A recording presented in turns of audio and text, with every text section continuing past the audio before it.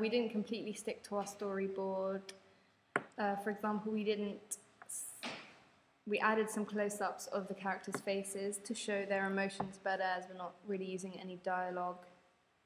Um, we also changed some of the locations and costumes due to the resources we had and because it was way more practical. The storyboard is also laid out in the order that we imagined it in the actual film, and therefore, because we wrote a different shot list, so the actual filming process was slightly different. We also, when being on location, we found other shots looked better and worked better, especially with like natural light and stuff. So we changed that to make it more effective and to also, once again, show emotion of the characters.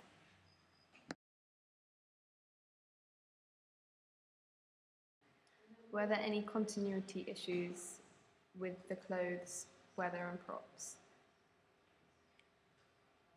The change in costume and hair and makeup was difficult to keep track of as the shooting was done over a couple of days and within a 2 week period.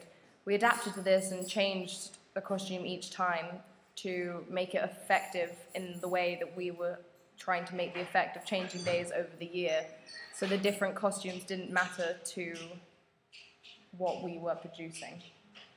The weather was also a problem with one day that we were filming, where we were meant to be filming outside in a cafe with the woman, but as it was raining, we had to move the shot inside the cafe. We also used a bag in one of the shots, which was quite significant to the actual storyline. Unfortunately, the bag then got thrown away accidentally, so we had to adapt to that by using different bags on different days and make sure that the bag that was consecutive to the next shot was not in the shot but was implied that it was there, so it would carry on the flow and not disrupt it.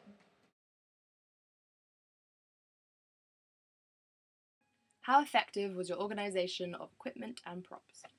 The organisation of props, especially when filming on the tube, proved hard as we had so many different costume changes and different camera parts that we had to look after at all times to prevent the incident of theft. We ensured that the camera was also charged at all times so that when going on a long filming trip, we didn't miss out on anything, and especially when on the tube and when we didn't have the resources to recharge it. Were there any problems and successes in recording sound? We haven't decided to use sound in our films, so recording, say, on the tube when there was the tube noises or other people around us did not affect us in any way.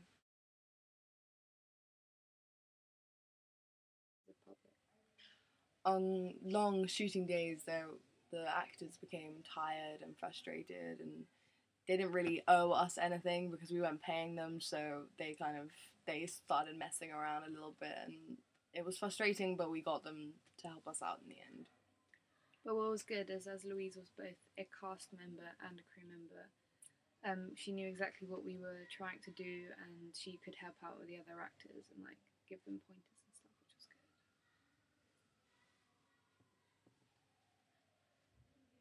The members of the public proved annoying, as on occasion they would step into the shot or would get in the way or something.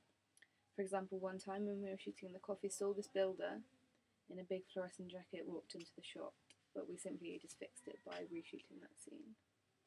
Another example is when we were on the tube and we had one time to film the two actors going into the tube and going away, and because we were leaving the camera on the platform, and this one woman got in the way, and that was rather annoying, but we just had to meet at the other station and do it again.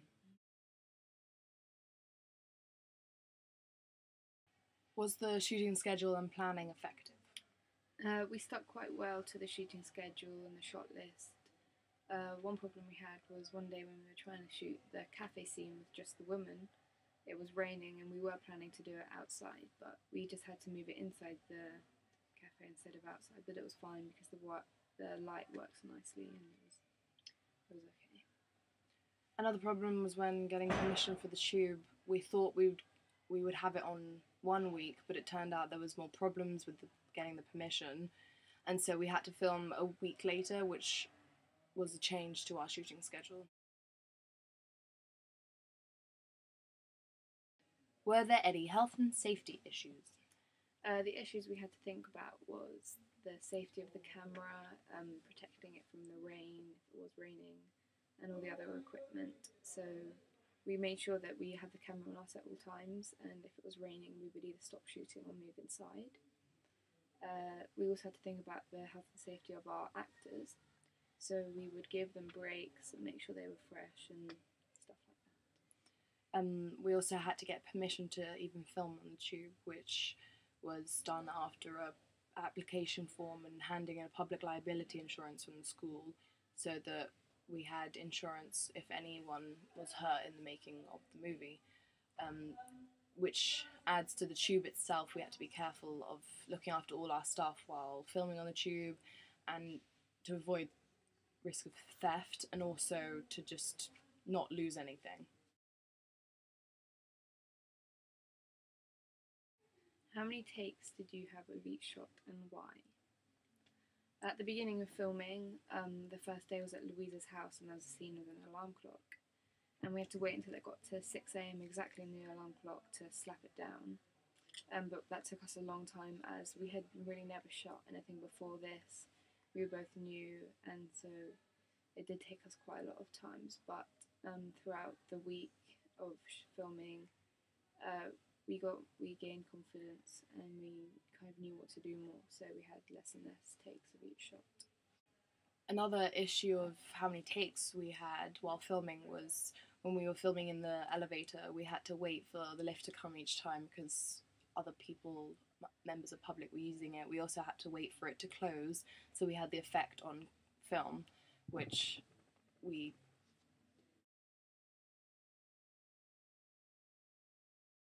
How useful were your location shots? They were useful as we could see the lighting of the location and the environment that it was in. It was also useful because we could kind of pick out what we didn't want to be in the shot. For example, in the school where we shot the workplace scene, there was artworks on the walls and kind of health and safety posters which wouldn't be there in a workplace, so we had to make sure that we didn't get those in the shot. And also in the bedroom at Louisa's house, there was a lot of family photos which we also didn't want to include as it wouldn't make sense to our film. Yeah, and also using location shots would ensure that we would see a change in scenery as in a change in environment, and also, which is very significant to our film, trying to show the difference between the man and the woman on their day-to-day life.